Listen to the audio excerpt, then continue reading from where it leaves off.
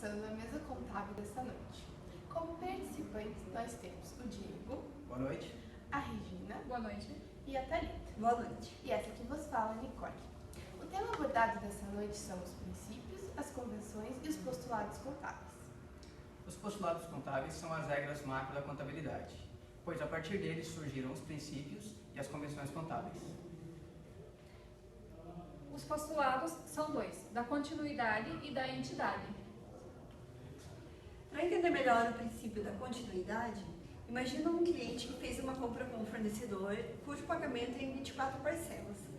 A contabilidade parte do pressuposto que a empresa ela não vai fechar nesse período e lança tanto no passivo circulante quanto no não circulante essas parcelas. Já o postulado e o princípio da entidade diz respeito à diferença entre o patrimônio da empresa e o patrimônio dos sócios.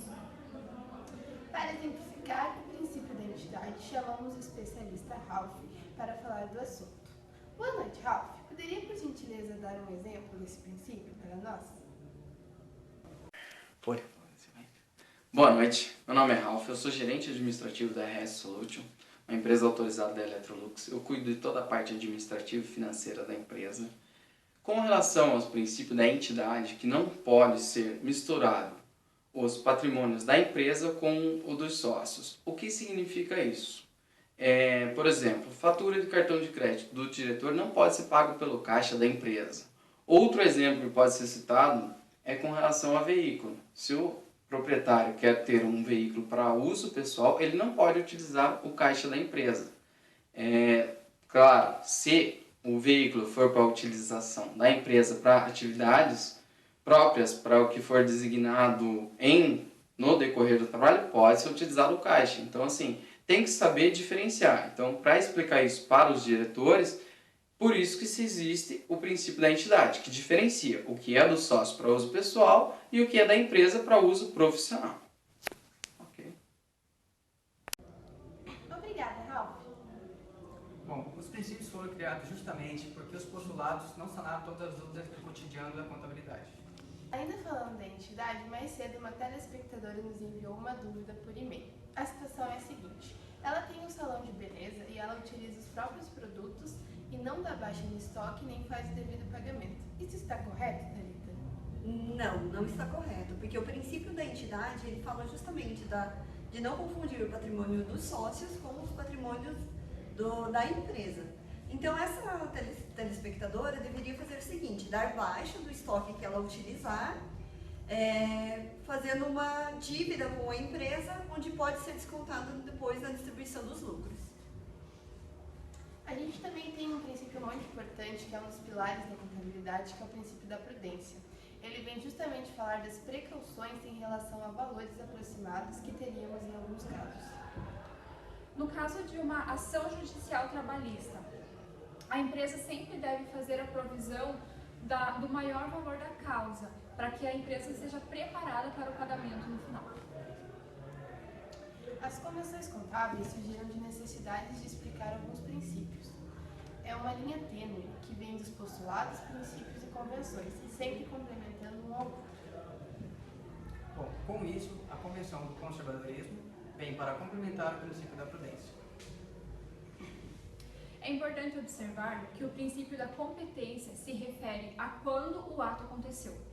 Bom, para esse princípio, nós temos o exemplo da energia elétrica, que é a competência referente ao mês de fevereiro.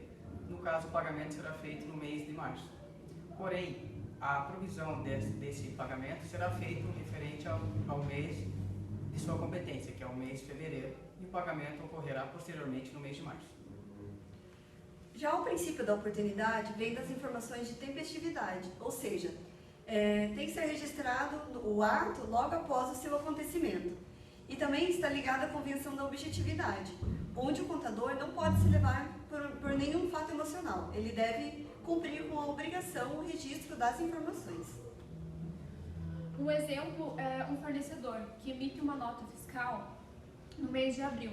Porém, o cliente pede para que a contabilidade faça o registro em novembro. O contador deve recusar o pedido do cliente e registrá-la no seu período verdadeiro. Outra questão sempre vista na contabilidade é a materialidade. onde a definição da informação contábil se torna justa, relevante e adequada conforme o julgamento do profissional. Um exemplo são os balanços das empresas SA.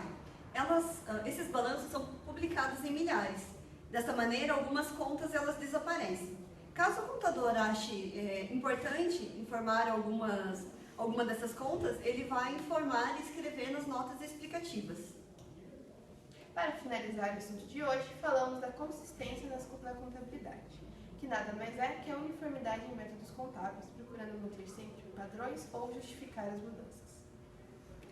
A mudança de forma de mensuração de estoque de PEPs para a média ponderada móvel deve ter um motivo a ser justificado nas informações complementares e não deve ocorrer com muita frequência, para não prejudicar a avaliação da empresa. A ética contábil, juntamente com os postulados, princípios e convenções, busca facilitar e aprimorar o exercício da contabilidade, para que a profissão obtenha sempre maior nível de confiabilidade perante a sociedade. Esperamos que o profissional contador sempre siga e utilize a sua formação para melhorar a sociedade em que está inserido. Uma boa noite a todos. Boa noite.